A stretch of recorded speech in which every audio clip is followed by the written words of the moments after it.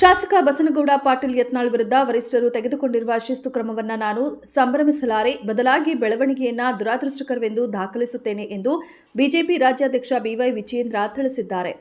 ಸಂಸ್ಕಾರವಂತ ಹಾಗೂ ಶಿಸ್ತುಬದ್ಧ ಸಂಘಟನೆಯ ವ್ಯವಸ್ಥೆಯಲ್ಲಿರುವ ನಾವು ಪಕ್ಷದ ವರಿಷ್ಠರು ಕೈಗೊಂಡ ನಿರ್ಧಾರವನ್ನು ಗೌರವಿಸಿ ಮುಂಬರುವ ದಿನಗಳಲ್ಲಿ ಪಕ್ಷ ಕಟ್ಟುವ ನಿಟ್ಟಿನಲ್ಲಿ ರಾಜ್ಯದಲ್ಲಿ ಭ್ರಷ್ಟ ಕಾಂಗ್ರೆಸ್ ಸರ್ಕಾರದ ವಿರುದ್ಧ ಕೈಗೊಳ್ಳಬೇಕಿರುವ ಹೋರಾಟಗಳತ್ತ ಒಗ್ಗಟ್ಟಿನ ಸಂಕಲ್ಪ ತೊಟ್ಟು ಮುನ್ನಡೆಯೋಣ ಎಂದು ಅವರು ಹೇಳಿದ್ದಾರೆ.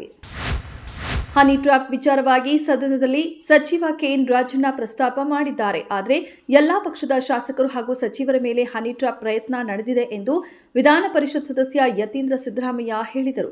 ಸುದ್ದಿಗಾರರೊಂದಿಗೆ ಮಾತನಾಡಿದ ಅವರು, ಬಿಜೆಪಿ ಸರ್ಕಾರದ ಅವಧಿಯಲ್ಲಿ ಮಾಜಿ ಮುಖ್ಯಮಂತ್ರಿಯೊಬ್ಬರು ಸೇರಿದಂತೆ 17 ಜನ ಶಾಸಕರು ಹಾಗೂ ಸಚಿವರ ಹನಿ ಟ್ರ್ಯಾಪ್ ವಿಡಿಯೋ ಇದೆ. ಮಾಧ್ಯಮಗಳಲ್ಲಿ ವಿಡಿಯೋ ಪ್ರಸಾರ ಆಗದಂತೆ ಕೋರ್ಟ್ನಿಂದ ಪ್ರತಿಬಂಧಕಾಜ್ಞೆ ತಂದಿದ್ದಾರೆ. ಆದರೆ ಈಗ ಬಿಜೆಪಿ ಅವರೇ ಈ ರೀತಿ ಹನಿ ಟ್ರ್ಯಾಪ್ ಮಾಡಿದ್ದಾರೆ ಎಂಬ ಆರೋಪ ಬಂದಿತು.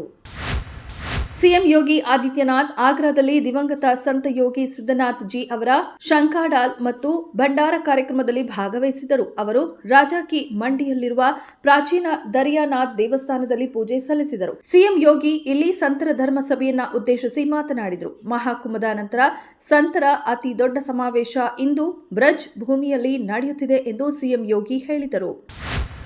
ಪೂರ್ವ ಲಡಾಖ್ನ ಸೂಕ್ಷ್ಮ ಪ್ರದೇಶದಲ್ಲಿ ಶಾಶ್ವತವಾಗಿ ಇರಿಸಲು ವಿಭಾಗ ಮಟ್ಟದ ರಚನೆಯನ್ನ ರಚಿಸುವ ಪ್ರಕ್ರಿಯೆಯಲ್ಲಿ ಭಾರತೀಯ ಸೇನೆ ಮುಂದಾಗಿದೆ ಎಂದು ಖಚಿತ ಮೂಲಗಳಿಂದ ನ್ಯೂ ಇಂಡಿಯನ್ ಎಕ್ಸ್‌ಪ್ರೆಸ್ ಪತ್ರಿಕೆಗೆ ತಿಳಿದು ಬಂದಿದೆ. ಇದು ಸಂಪೂರ್ಣ ವಾಸ್ತವಿಕ ನಿಯಂತ್ರಣ ರೇಖೆಗೆ ಹೊಣೆಯಾಗಿರುವ 3 ವಿಭಾಗಕ್ಕೆ ಹೆಚ್ಚುವರಿಯಾಗಿರುತ್ತದೆ.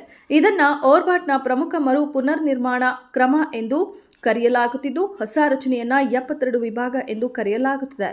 ಆರ್ಬಟ್ ಎಂದರೆ ಯುದ್ಧದ ಕ್ರಮ ಮತ್ತು ರೀಆರ್ಬಟ್ ಈಗಿರುವ ಸೇನಾಪಡೆಗಳನ್ನು ಮರು ಸಂಘಟಿಸಿ ಮರು ಪುನರ್ ನಿರ್ಮಾಣ ಮಾಡುತ್ತಿದೆ.